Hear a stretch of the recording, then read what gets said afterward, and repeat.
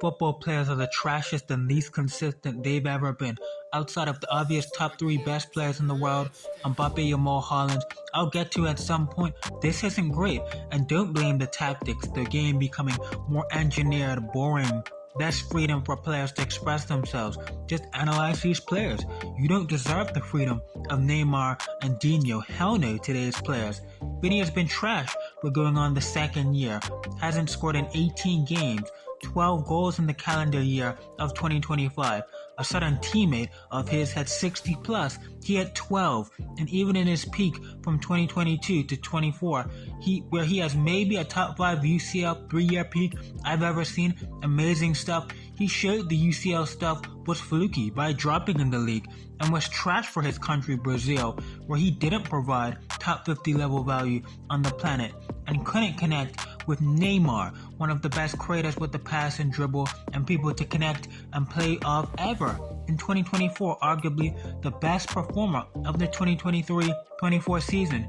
He is melting down for an entire Copa America, even in 2024, and then bad the next 2 seasons? What are we doing? Dembele, after a breakout season, is back to factory reset settings. Injury prone start to the season, and when he's been there, he hasn't been good. Look at the stats. Salah's been a bum this season. He wasn't top 50 level last season in the UCL when he got locked up by Nuno Mendes. Wasn't top 50 level.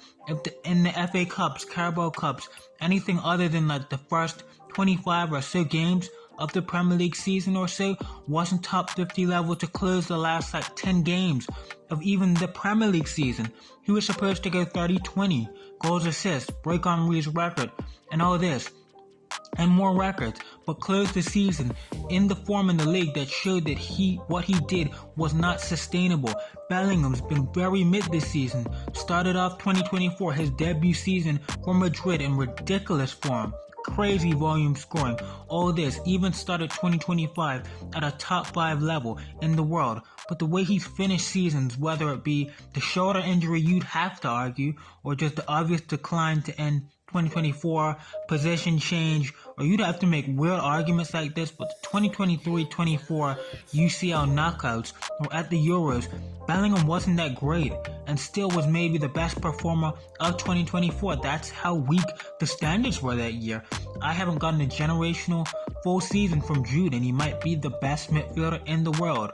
Rafinha is definitely the closest to replicating his breakout peak season this year. We'll see if he can keep this form up and stay healthy, but I'm certain last year with the UCL peak, he won't touch close to that ever again. And again, these guys I've named haven't been that good this season. Large stretches where they're trash, not great in terms of general consistency, general availability. How much can I count on you for being healthy, for performing well? I mean, these guys aren't checking the boxes. 2023 Rashford can play great for a season or a short stretch, which is basically a lot of what these guys do. Outside of the top 3 best players, it gets real shaky. And I don't care about a 1-year peak or peak in this specific tournament. Be great for 3 or whatever peak years and have it translate to the different competitions you're in. That's what I value. So it's not a fluke, it's multiple years of high level value. What about a Kane, some would say? Kane, the biggest big game dropper I've ever seen. He's consistently great in small games, sure, stat padding versus Hoffenheim in these teams, but in the games that really matter, I'm taking a peak Jamie Vardy or a Firmino over him.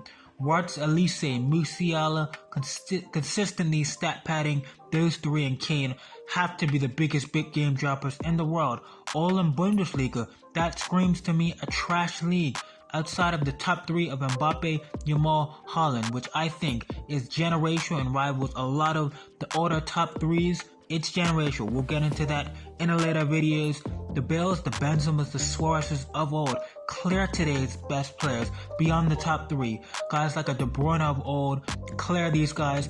These guys hit much higher ceilings. Consistency for club, country over full seasons was just so much better. The best NBA players, Giannis, Jokic, Shea, Luka, and etc. play like themselves every year. They don't play like Giannis 1 year or in one competition and then Julius Randle the next. Today's footballers are a very confusing case, no doubt about it.